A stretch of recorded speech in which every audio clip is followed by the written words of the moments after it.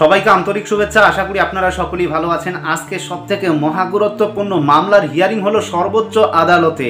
আপনারা ইতিমধ্যেই হয়তো অবগত হয়েছেন যে মহামান্য কলকাতা হাইকোর্টের রায়ের উপর চ্যালেঞ্জ করে অনেকেই কিন্তু সুপ্রিম কোর্টে গিয়েছিলেন, আর আজকে সেই মামলার হিয়ারিং হলো এবং সেখানে অনেক বিষয় ফুটে উঠে এসেছে। আপনারা সকলেই জানেন যে মহামান্য কলকাতা হাইকোর্টে প্রায় 17টি কারণ দেখিয়ে এই প্যানেলকে ক্যান্সেল করা হয়েছিল এবং ইতিমধ্যে আজকের হিয়ারিংয়ে যে বিষয়গুলো ফুটে উঠে এসেছে আপনারা সকলেই জানেন যে সেই 17টি কারণ ধরে ধরে কিন্তু প্রধান বিচারপতি বারংবার আইনজীবীদের প্রশ্ন করেছিলেন। তো সেখানে অনেক বিষয় ফুটে উঠে এসেছিল। আপনারা জানেন যে র্যাঙ্ক জাম্পিংয়ের কথা সেখানেও ফুটে উঠে এসেছে। অপরদিকে যে সমস্ত প্রার্থী অস্বচ্ছ তারা চাকরি পেয়েছে তাদের কথাটা ফুটে উঠে এসেছে এবং ব্ল্যাঙ্ক ওএমআরের কথাটা ফুটে উঠে এসেছিল। নানান বিষয় কিন্তু আজকের হিয়ারিংয়ে ফুটে উঠে এসেছিল। সে কারণেই কিন্তু গুরুত্বপূর্ণ হিয়ারিং হয়েছে আজকের হিয়ারিংটি এবং সেখানে অনেকেই অনেক ধরনের মন্তব্য করেছিলেন। আপনারা সকলেই জানেন যে নাইসার যে ওএমআর স্ক্যানের বিষয়টা সেটা কিন্তু দীর্ঘক্ষণ ধরে শুনানি চলেছিল এবং প্রধান বিচারপতি তিনি বারংবার বোঝানোর চেষ্টা করেছেন যে কেন নাইসাকে এর দায়িত্ব দেওয়া হলো। তার প্রত্যুত্তরে কিন্তু আইনজীবী দারুণভাবে তিনি উপস্থাপনা করে বুঝিয়ে দিয়েছিলেন যে নাইসা যে একটা সংস্থা তাকে দায়িত্ব দিয়েছিল এসএসসি, সে কারণেই কিন্তু ওএমআরগুলো স্ক্যান করেছে।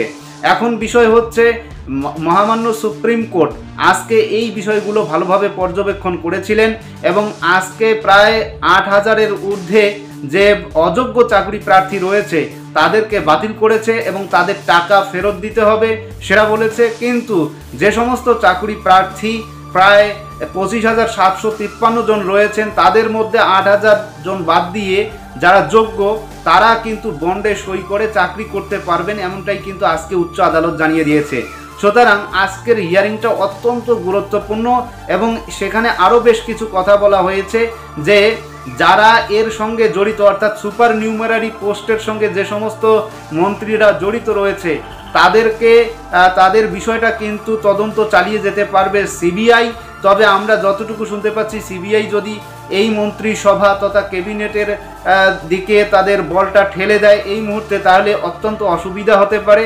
সে কারণেই সম্ভবত সিবিআই তদন্ত চালিয়ে যাবে, কিন্তু কাউকে হয়তোবা এই মুহূর্তে ডেকে এনে জিজ্ঞাসাবাদ নাও করতে পারে বলে আমরা শুনতে পাচ্ছি।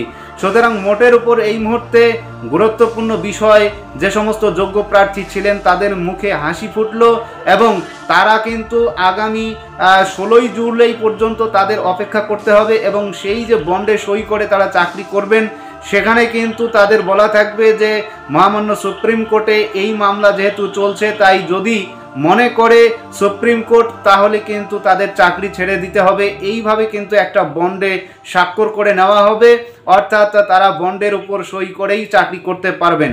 সুতরাং এই মুহূর্তে যারা যোগ্য প্রার্থী রয়েছেন তাদের বেতন ফেরত দিতে হবে না এবং তাদের কিন্তু বেতন বন্ধেরও কিন্তু কোনো নির্দেশ দেয়নি।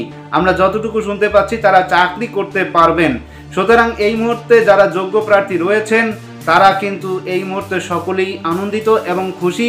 যারা অযোগ্য তাদের কিন্তু চাকরি চলে গেল, তাদের বেতন ফেরত দিতে হবে এমনটাই কিন্তু আমরা শুনতে পাচ্ছি। তবে আগামী 16ই জুলাই কীভাবে অর্ডার দেয় মহামান্য সুপ্রিম কোর্ট আমরা অবশ্যই সেই দিকে তাকিয়ে থাকব। তো আজকের ভিডিও এ পর্যন্তই। সকলেই ভালো থাকবেন, সুস্থ থাকবেন। ধন্যবাদ।